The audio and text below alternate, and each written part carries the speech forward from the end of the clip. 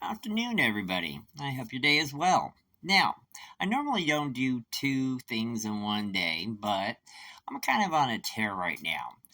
Now, is Oprah doomed? Well, interesting thing here is there's a lot of reasons why I do and do not like the future generations coming up, but there's a couple of reasons why I do like them. I like Gen Z and I like this new Gen Alpha because they like to call it bullshit for what it is, and they have no problem standing on their principles, which I appreciate and I very much respect. On the same token, though, they're led very easily and they don't know all the facts. That's the problem. Now, with me, I have a very long memory in regards to a lot of celebrities, politics, religion, so on and so forth. So, a lot of stuff I do, as I always mention to you, I go from my memory. Now, if I'm off on some things by a bit here and there, I apologize.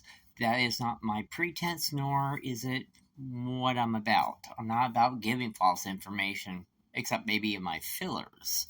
My fillers are a very different thing. Those are my in between when I do this, which is my commentary. It's time to fill your day with some comedy, some humor, hopefully things that will make you think. And I always tell you, if you think I'm wrong about something or there's something you don't like that I post, I always tell you, test your mind. Do your own critical thinking. Look up what I'm saying. Is what I'm posting correct? I have never said it is the gospel truth.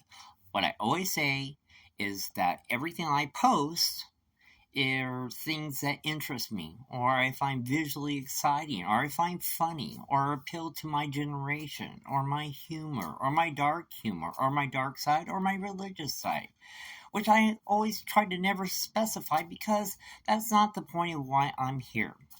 So now, why is Oprah doomed?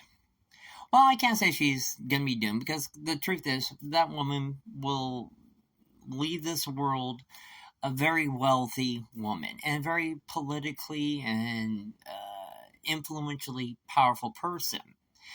Now, my problem has always been this. She was, from the very beginning, flawed. Now, let me get into that. Now, she, from the beginning of her career, would jump on bandwagons like everybody else did, like Geraldo, like uh, Dick Cavett, God, there were so many at the time. Honestly, there was a period between the 80s and 90s where there was nothing but talk show hosts that were just infiltrating everything at the time. And now Oprah spoke to what you would say the mid-aged housewife or the younger housewife, just speak about certain things. But the only thing is, as though she would jump on these bandwagons, which cause to this day long-term detriment to certain people. One in specific was the Satanic Panic. There were certain people who did not broach that subject because there was not a lot known about it at the time. Now, she would expand her views and bring in what they would call experts at the time who really didn't know what they were talking about. And expanding on the fact that people who practice Satanism were people who sacrificed people and who were vicious and violent and murderous in nature, when in actuality, if you read a book, even by Anton LaVey at that time, which was already out, I believe, a good 20 years at that period, you would have already known that was not the basis of their religion.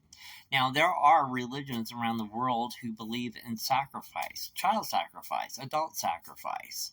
I can assure you most of those happen in other countries far, far away from ours. Though they happen here, yes, and they usually happen because they are uneducated on a particular religion. They just take it upon the fact that it must be dark, so you must do this, and that will be fulfilled, when that's very far from the truth. It wasn't only that, it's the fact that she would go on these tirades for years and years and years in regards to her Christmas specials or her specials in general, where she would promote, here's a $50,000 stainless steel TV! Here is a pair of $5,000 pair of Manolo Blahniks! Here is a Gucci purse, 100,000. I mean, she literally would promote items that are so far out of most people's reach, it's ridiculous. But she was a walking, talking advertisement, and I understand that because she had to promote her show, and she got those advertising dollars. But what I always had a problem with is the fact that she would, in the same breath, turn around and do a show within a week or two about shaming people because they are trying to live like the Joneses. And let's be clear here, the Joneses are the Gates, the Zuckerbergs, the literal 1% of the world that you will never achieve. And people are continually trying to live like they're a Joneses when they are so very few and far between. And she would shame them on their purchases, but yet in the same breath, once again, she would promote expensive purses, shoes, refrigerators, cars, clothing, makeup, perfumes, books. I mean, the list went on and on about all these favorite things of hers. Kind of like Gwyneth Paltrow with her Goop. And it is Goop, because it's bullshit. She would promote chicken soup her granny made that cost $250. What? Whose fucking granny was making chicken soup that cost $250? How many people have $300 for a white t-shirt? I have a million of them back there, and I can get them from Amazon in a 12-pack for less than $20. So my thing is that, yes, I understand and I get the hustle on how people work, but the fact is these people don't need to hustle anymore. They actually have an accrued amount of wealth, and I'm going to assume a good amount of investment that will make sure that their wealth will continue on for days to come here. But that's not my point. But then it's also the fact that she turns around, she does this whole Hawaii relief thing with The Rock. And she's asking people who are literally losing their homes, who purposely don't eat so they can heat their homes, or people who heat their homes but can't eat. You know, this is a problem with a lot of the celebrity that goes on in the world right now today, is the fact is most of these people got into the entertainment industry when they were young. And I don't mean just kids. I mean, most of them tend to get into this industry when they're 17, 18, 19 years old. So even if they came from a poor background and they came from extreme poverty, they only honestly had probably about a good 14, 15, 16 years of it, and the rest of their life has been pretty much laid out for them. They've been fed well. They live well. They are always around food and heat or coolant or good accommodations.